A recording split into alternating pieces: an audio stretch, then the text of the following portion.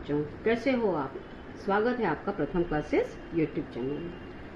आज हम मराठी अक्षर Bharti lesson number 8 सखू आजी की बात करेंगे। ठीक, ये लेसन हम 3 पार्ट में देखेंगे। 3 पार्ट में है। पहला है एक लेडी थी, आजी यानी ग्रैंड मदर, दादी। ठीक है, और बीच में हम थोड़ा सा ग्रामर देंगे और उसके बाद एक कार्टून कैसे बनाते हैं, ठीक है, कार्टून कैसे बनते हैं उसके बारे में हम लोग बात करेंगे।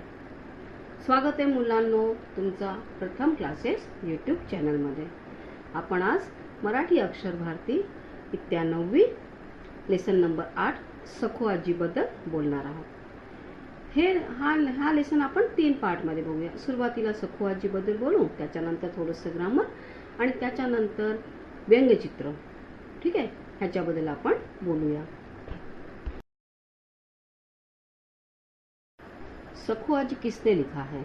उनका नाम है राजन गवस। वो बहुत यानी प्रसिद्ध स्टोरी लिखते हैं। ठीक है, उन्होंने ये सखू आजी लिखा है। इसमें इन्होंने क्या बताया कि एक लेडी रहती है, वो उनसे कितने अटैच थे। गांव में छोटी लेडी रहती है, गांव में सब लोग अटैच रहते हैं एक दूसरे से, उसके बारे में बात की है। और ग्रामर है। और उसके बाद नेक्स्ट इसमें क्या है मालूम है कि जैसे हास्य चित्र और व्यंग्य चित्र। हास्य चित्र जिससे हम खाली हंसते हैं और व्यंग्य चित्र यानी उससे अपने को कुछ सीखने को मिलता है। इन दोनों का फरक बताया गया है। सखू आजीचे लेखक आहेत राजन गवस। ते प्रसिद्ध कथा कादंबरीकार आहेत। ठीक आहे, त्यांनी प्रस्तुत पाठात एक सखू आजी ह्यांच्याबद्दल लिहिलेलं आहे। गावात आपण खूप, आता शहरात अजून होत नाही पण गावात अजूनही लोक खूप अटॅच असतात। एक आजी असते, त्याला सगळे बोलवत असतात, त्याबद्दल सांगितलं। त्यानंतर आपण थोडंसं ग्रामर बघूया आणि त्याच्यानंतर नेक्स्ट मध्ये काय माहिती का, हास्यचित्र आणि व्यंगचित्र त्याच्यामध्ये काय फरक आहे ते आपण बघूया।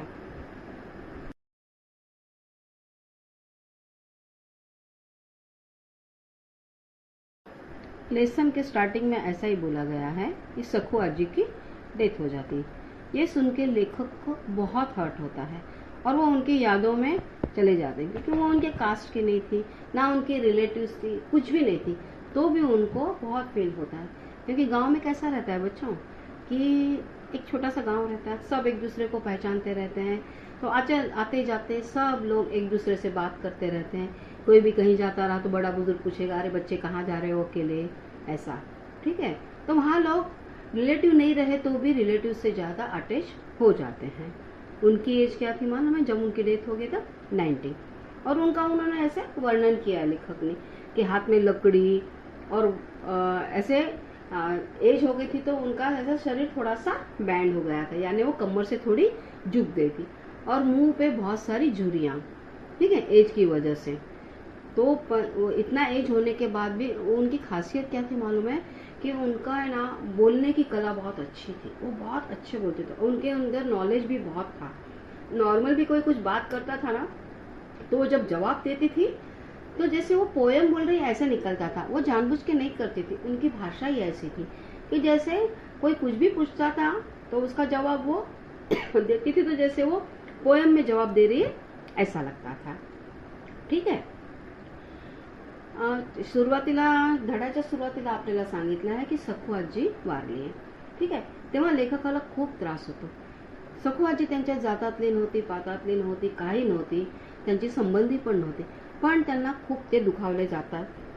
कारण गावात कसं असतं ना मुलांना, ते एकमेकांशी खूप अटॅच असतात, त्याच्यामध्ये रिलेशनची गरज नसते। रस्त्यात आपण कुठे मुलं एकटे जात असतात तर पटकन वडीलधार कुठलाही असो माणूस विचारतो, अरे मुलांना तुम्ही एकटे कुठे जाता, ते एकमेकांशी खूप क्लोज असतात। जेव्हा सखू आजी वारते तेव्हा लेखकांना खूप वाईट वाटतं। मग त्यांनी तिचं वर्णन केलंय। त्यांनी कसं वर्णन केलंय तिचं की तिचं वय किती होतं, 90 वर्ष।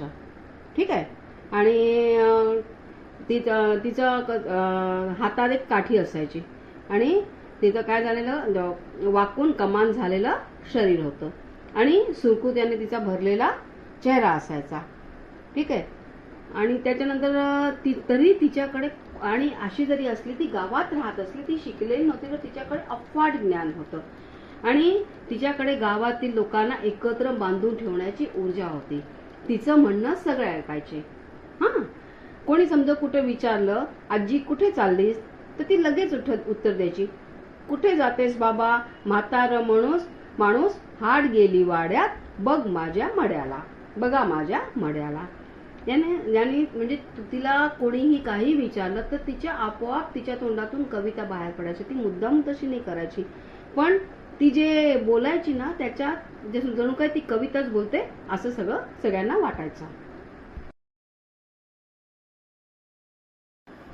लेखक है ना वो आजी में कितनी सारी क्वालिटी देखते हैं, या तो उसके अंदर अलग अलग उनको गुण दिखते हैं. पहला गुण क्या था कि वो कवियत्री थी. जैसे वो नॉर्मल भी बात करती थी, जैसे कविता बन रही ऐसा लगता था. ठीक है, कोई भी कुछ क्वेश्चन पूछता था तो वो कविता में ही जवाब देती थी. ठीक है ना, हमको दिल से निकलता था. दूसरी बात थी कथाकार, यानी वो सुंदर ऐसे स्टोरी बताती थी बच्चों को. 8-8 दिन उसकी स्टोरी चलती थी, ऐसे सोच के यानी अलग अलग स्टोरियां उनको बताते थे. तीसरा उसका क्या था कि सुधारक था. वो उस टाइम पे बड़ी समाज सुधारक थी और वो पुरानी रीति रिवाज को मानती नहीं थी, और जो कोई उसको करता था तो वो गांव में ऐसा कोई मानता था उसके सामने खड़ी रहती थी स्ट्रांगली उसके अगेंस्ट. ठीक है, और वो एक टीचर थी. किसी ने कुछ उसको गांव में चैलेंज किया था तो 15 दिन के अंदर उन्होंने खुद भी सीखी और लेडीज लोगों को भी सिखाया. खाली साइन करने पुरता पर उतना उन्होंने सिखा दिया. यानी लेखक को उसमें कवियत्री दिखी, कथाकार दिखी, सुधारक दिखी और शिक्षक दिखी. लेखकांना सखू आजीमध्ये कवियत्री दिसते. त्या उत्स्फूर्त काव्यरचना, सहज बोलतानाही तिच्या तोंडातून कविताच बाहेर पडायची. दुसरं तिचं होतं गुण कथाकार.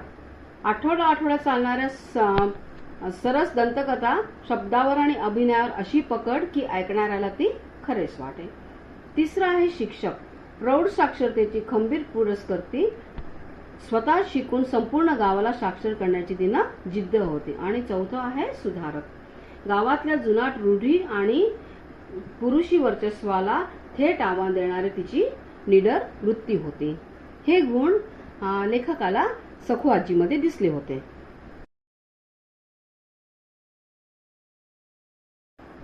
सखू आजी बहुत सारी कहानियां बताती थी, पर लेखक को एक ही कहानी बहुत साल तक याद रही. क्या कहानी थी वो कि खेत में एक सांप था. ठीक है, वो उसका एक आदमी हो जाता है. वैसा वो ऐसा डिटेल करके बताता जैसे अपने को ये सब चीजें सही लगती है. वो क्या बोलती कि खेत में एक सांप था, फिर उसका वो आदमी बन गया. फिर वो आदमी को क्या हो गया, पंख लग गए, और फिर वो पंख लग गए, उड़ते उड़ते वो आदमी कहाँ चला गया, समुद्र के ऊपर चला गया. और वहां पे उसने क्या की, 4 साल तपस्या की, और वहां से वो वापस आया. फिर उसका वो क्या बन गया, बैल बन गया. फिर उसने वो बैल बनने के बाद खेती में काम किया, और जब वो खेत में काम कर रहा था तो एक नागिन ने उसको काट दिया. ठीक है, ये सब इस तरह से डिटेलिंग बताती थी कि जैसे ऐसा लगता है कि ये स्टोरी अपने आंखों के सामने ही हो रही है, और वो ये स्टोरी इतना अच्छे से वो समजाती थी. लेखक सखू आजी बऱ्याच दंतकथा सांगायच्या, पण लेखकांना एकच त्यांची काय म्हणतात, त्यांनी सांगितली एक गोष्ट लक्षात राहिली, ती शेवटपर्यंत कधी विसरलेच नाही. ती कुठली गोष्ट होती माहिती का? शेतात एक साप होता, त्याचा माणूस झाला, त्याला पंख फुटले, तो समुद्रावर गेला, 4 वर्ष तपश्चर्या केली, तेव्हा परत आला, त्याचा बैल झाला, खांदा मळला, नांगर जुंपला, फाळाला नागिन डसली, बैलाची दातकुडी बसली, नांगराची नांदी झाली, बैलाला आंघोळ घातली, त्याचा साप झाला, नागिणीला घेऊन पळाला. हे सांगताना आजीच्या चेहऱ्यावर खूप म्हणजे भाव असायची, आणि ते जणू काय वाटायचं की ते खरंच आहे. ही गोष्ट लेखक वर्षानुवर्ष विसरले नाहीत.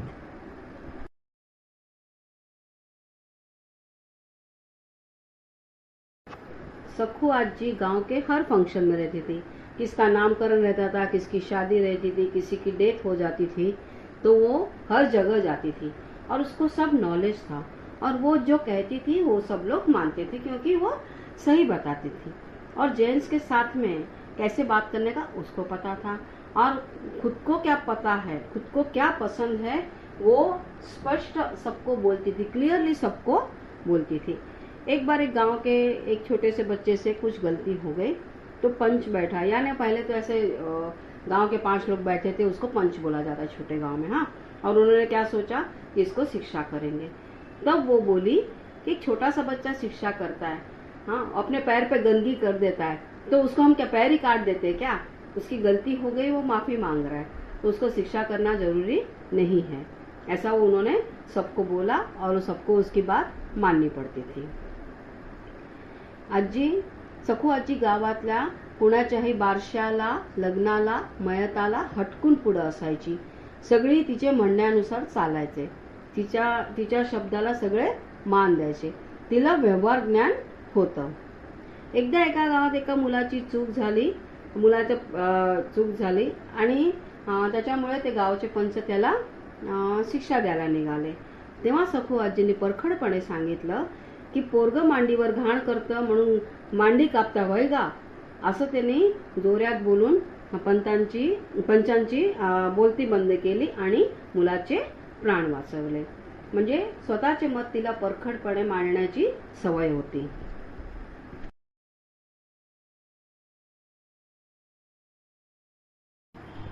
तब छोटे छोटे गांव में उस टाइम पे एडल्ट एजुकेशन यानी प्रौढ़ साक्षरता क्लास चलते थे, ठीक है, पर इनके गांव में एक भी नहीं था।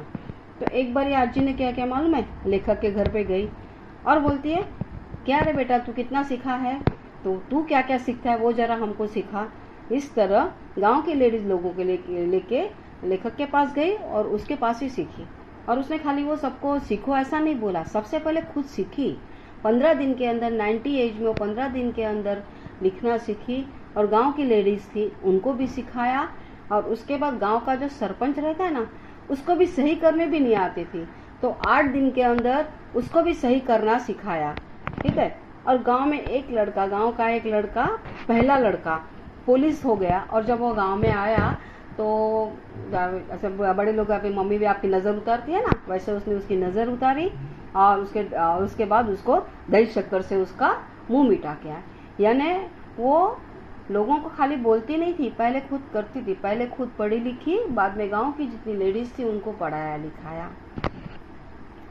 त्या काळात आमच्या गावात प्रौढ शिक्षणाचे वर्ग चालत होतो, पण आमच्या गावात एकही नव्हता।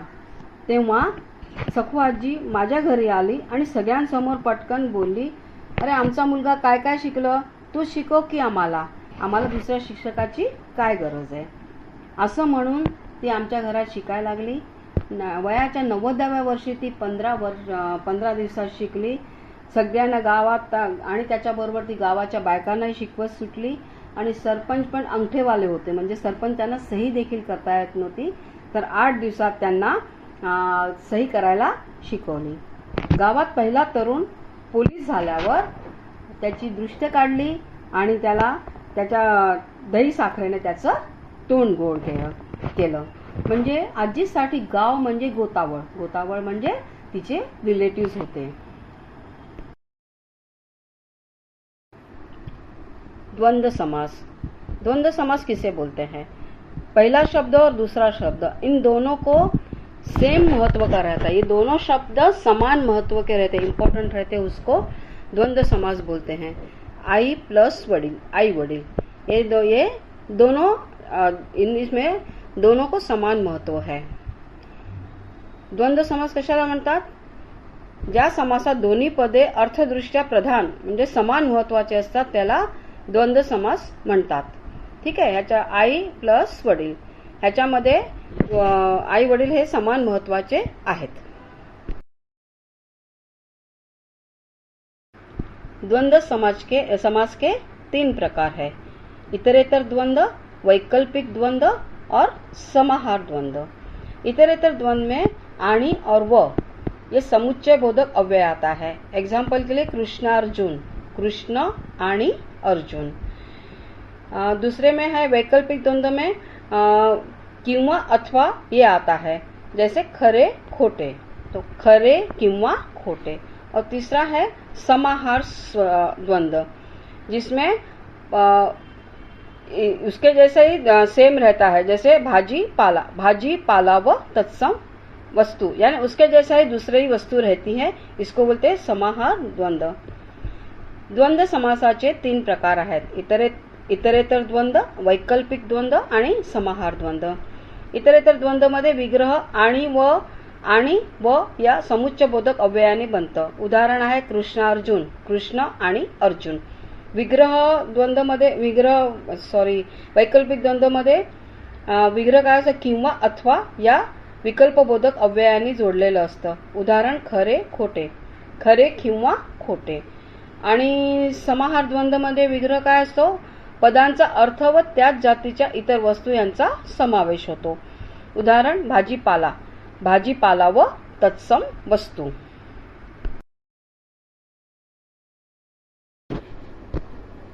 इतरेतर द्वंद्व समास का एग्जाम्पल है आई वडील, आई आणि वडील।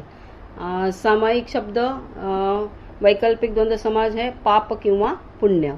और समाहार द्वंद्व समास का एग्जाम्पल है अंथरूण पांघरुण। इतरेत सामायिक शब्द आई वडील, विग्रह आई आणि वडील। वैकल्पिक सामासिक शब्द पाप पुण्य, विग्रह पाप किंवा पुण्य। समाहार सामासिक शब्द अंथरूण पांघरुण, विग्रह अंथरूण पांघरुण व इतर तत्सम वस्तू। घडोघडी म्हणजे प्रत्येक घडीला, हा अव्ययीभाव समास आहे। प्रत्येक शब्दाची फोड त्याचा मूळ अर्थ सांगते।